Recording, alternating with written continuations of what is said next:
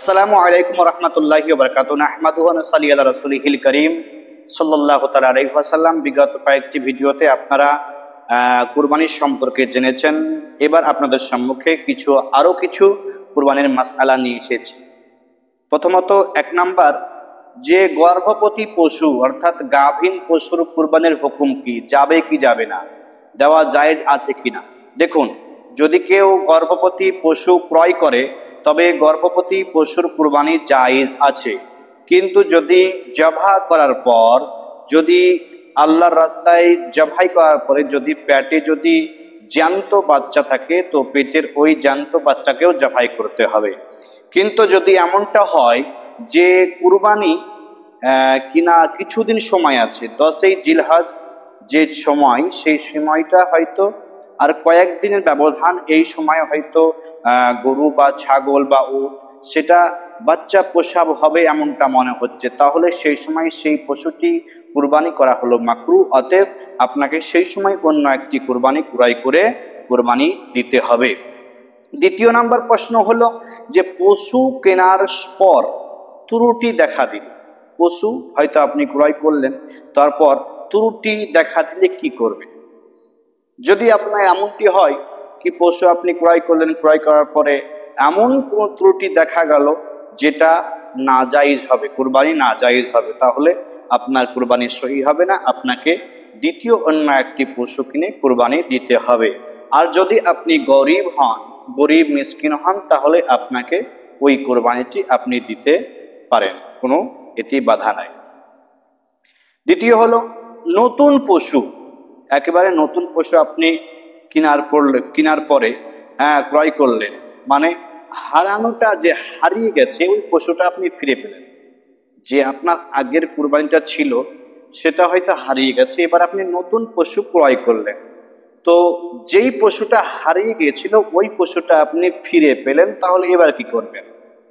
যদি এমনটা হয় যে আপনি নতুন পশু ক্রয় করার পরে আগের পশুটা ফিরিয়ে পেলেন, জানোয়ারটা ফিরিয়ে পেলেন, তাহলে আপনাকে করতে হবে, যদি আপনি ধনী অর্থাৎ সাহেব নিসাব মালিক হন আপনি, তাহলে আপনাকে সেটা আপনি যে কোনো একটি পশু, নতুনটা হোক বা হারিয়ে যাওয়াটা হোক, যে কোনো একটি আপনি কুরবানি করতে পারেন, জবাই করতে পারেন। কিন্তু যদি এটা গরিব মিসকিনের যদি হয়, গরিব মিসকিন যদি কোনো নিয়াত করে, যদি মানত করে, যদি কোনো কুরবানের নিয়াত করে যদি কোনো পশু কিনে সেটাতে হারিয়ে যায় আবার যদি কিনে, তাহলে তাকে দুইটি দেওয়াই ওয়াজিব, তার উপরে দুইটি কুরবানি ওয়াজিব। আর যে মালদার ব্যক্তি, সাহেবে নিসাব ব্যক্তি, ওর উপরে যে কোনো একটি দিলে কুরবানি হয়ে যাবে, কিন্তু দুইটি দেওয়াই হলো উত্তম। তারপরে অন্ধ পশুর কুরবানি জায়েজ আছে কিনা। অন্ধ পশু, দুই চোখ নষ্ট হয়ে গেছে, এমনটা পশুর কুরবানি জায়েজ হবে না, আপনাকে অন্য কোনো পশু ক্রয় করে আপনাকে কুরবানি দিতে হবে। শিংবিহীন, শিং ভাঙা পশু দ্বারা কুরবানির হুকুম কি। দেখুন, শিং ভেঙে গেছে এমন কোন কুরবানি, যার শিং ভেঙে গেছে, যদি এমনটা হয় কি এমন ভাবে শিং ভেঙেছে যেটাতে আপনার ওই পশুর মগজ সহ দেখা যাচ্ছে, এখন মাথার ক্ষত অবস্থা দেখা যাচ্ছে, তাহলে কিন্তু সেটাতে কুরবানি জায়েজ হবে না। কিন্তু শিং যদি হালকা কিছু ভেঙে থাকে তাহলে সেটাতে কুরবানি জায়েজ হবে। হ্যাঁ, আর যদি এমনটা হয় কি শিং নাই, এমনও পশু রয়েছে যার জন্মগত শিং নাই, সেই সমস্ত পশুর কুরবানি জায়েজ আছে। দাঁতবিহীন পশু দ্বারা কুরবানির হুকুম কি। যার দাঁত নাই, যেই পশুর দাঁত একদমে নাই, সেই পশুর কুরবানির হুকুম কি। আমরা সকলে, অনেকেই গ্রামগঞ্জের মানুষ আমরা জানি যে 2 বছর একটি গরুর বয়স, কিন্তু অনেকে আবার প্রশ্ন করে, হুজুর বছর পূজনী দাঁত হয়েছে তাহলে কুরবানি হবে কিনা, তো ওটাতে কুরবানি জায়েজ হবে না। তো ওই দাঁত এখানে বোঝানো হয়নি, বরঞ্চ এখানে বোঝানো হয়েছে হয়তো কোনো পশুর সম্পূর্ণ দাঁত নাই, হয়তো কোনো পশুর সম্পূর্ণ একেবারে দাঁত নাই, তাহলে সেই পশুর কুরবানি জায়েজ আছে কিনা। হ্যাঁ, দেখুন, এমন একটি পশু, যেই পশু হয়তো দাঁত এমনটা নাই, সেই জন্য চারা ঘাস কোনো খড় খেতে পারে না, তাহলে তার উপরে কুরবানি করা জায়েজ নাই, তার কুরবানি ওই পশু দ্বারা কুরবানি জায়েজ হবে না। রোগা ও দুর্বল পশু দ্বারা কুরবানি করা হুকুম কি, করা যাবে কিনা।